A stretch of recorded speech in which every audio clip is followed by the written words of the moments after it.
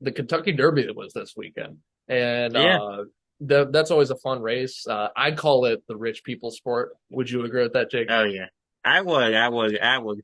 Kentucky Derby would be, by the way, the Kentucky Derby and March Madness, last sports I bet on. Oh, I will 100%. not bet on, I will not bet No on prize those. picks for that one. No, not at all.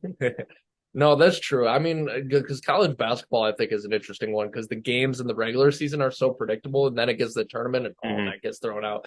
But the Derby, especially, is just such a crapshoot, mainly because it's their horses. It's so tough, and they all Right. train so hard to get to that point. So what I wanted to focus mainly on was, I don't know if you guys watched it. Of course, it's about a 2 minute race. Very exciting. I was at a restaurant when I saw it. Um, Yeah. but I don't know if you guys I was saw at it. home when I saw it. Awesome. That's cool you saw it. So the number two horse, Yeah. his rank, I don't know if they go by rankings or not, but he was labeled the number two horse was verified. He had 14 to 1 odds to win. And he jumped out to a really early lead. He was leading. There was some other horses nipping at him, but he kept the lead for about the first minute.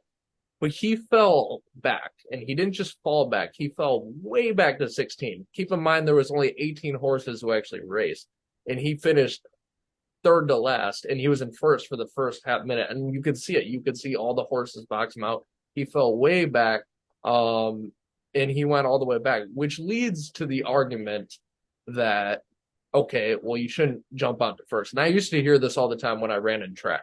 My coach even said it to me. I would run the 800 for those of you who don't know, track terms. The 800 is 2 laps around the track, right? And my coach used to get on me. He'd be like, Evan, why are you sprinting the first 200? And that's a valid Yeah. point. Some people lose their energy right away. But for me, I You know, was it's the more, same thing. It's the same thing my gym coach said to me. It's the same thing my gym coach said to me.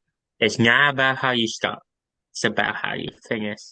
which is true. It's always about how you finish, which is true. And obviously, this horse finished bad. But my point is, though, is it is different for everybody. Like for me, I was more of a sprinter to begin with. So doing 2 laps in a race is about as far of a distance as I can be competitive. Like I can run a mile, but I'm not going to do so good at a mile.